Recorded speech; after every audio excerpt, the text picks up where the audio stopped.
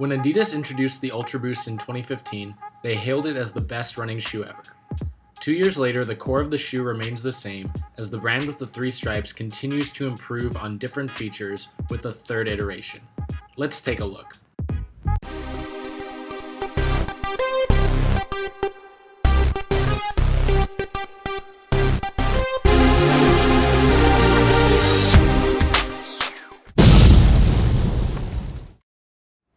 Hey all, what is up? Reese here, and I've got a brand new sneaker pickup to show you. What we're looking at today is the Adidas UltraBOOST 3.0 in the clear gray colorway. These released for the first time on December 6th, 2016 with a retail price of $180. Now as we're going through this review, I'd love for you to leave a comment below and just let me know what you think about the latest version of the Adidas UltraBOOST. Also, if you're enjoying the video, don't forget to hit that thumbs up button, and also subscribe to the channel if you want to keep seeing videos just like this. Now the 3.0 that's in the name here is not actually something that comes from Adidas, but rather the sneaker community.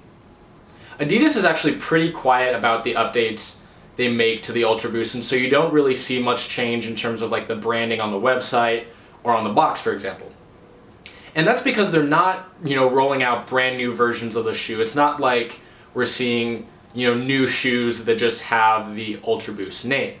They're really keeping the core features of the original UltraBOOST that was introduced in 2015 and making small tweaks and improvements along the way.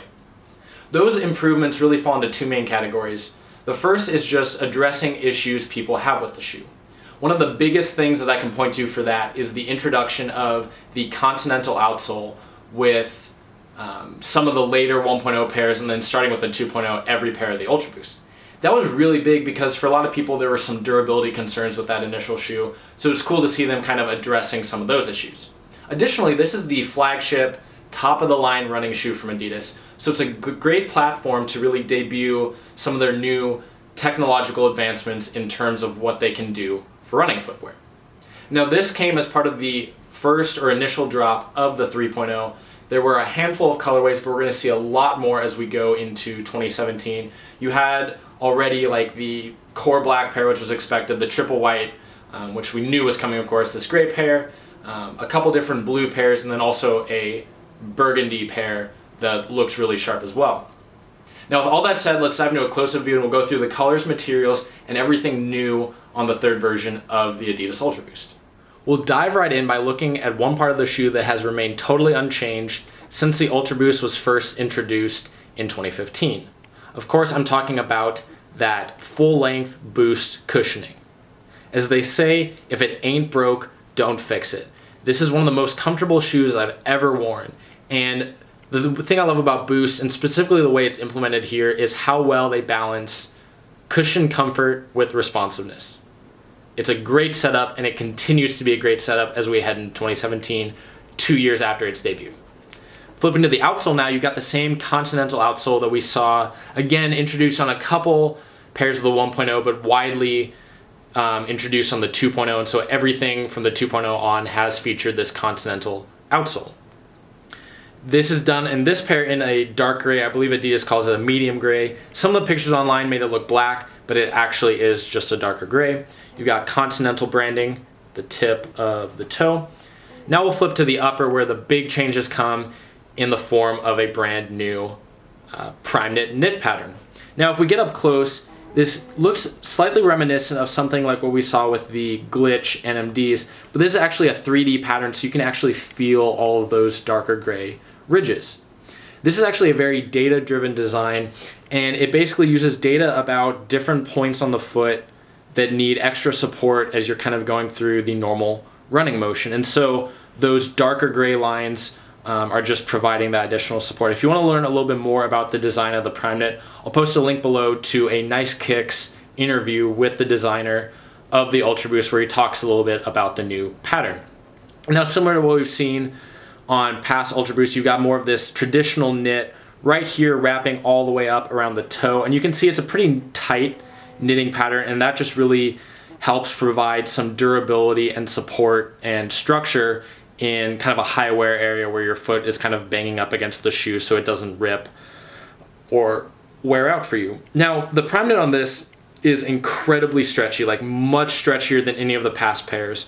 I really like the feel. It gives it more of like a sock-like fit. But one thing to note is you should be fine going down half a size if you want to get a snugger fit, as long as you don't have like a super wide or tall foot or anything. You'll have no issues. That's what I've heard a lot of people saying they've been doing.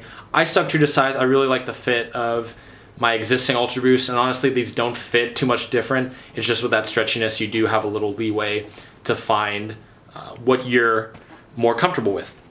Now you've got the same heel cup that we've seen before, heel counters. UltraBoost branding this time is done only in silver. Lining of the shoe is basically the same. You've got UltraBoost down there on the sock liner, or the insole I mean. Laces are basically the same. The tongue up top feels a little more plush than what we've seen on past pairs, but that's not that big of a deal. And then the other main difference is the semi-translucent cage. This is something that a lot of people like, some people don't. I think it looks really cool because like if you're pretty far away from the shoe, it almost kind of just blends into the design, but then when you get up close you do still see all those cage details.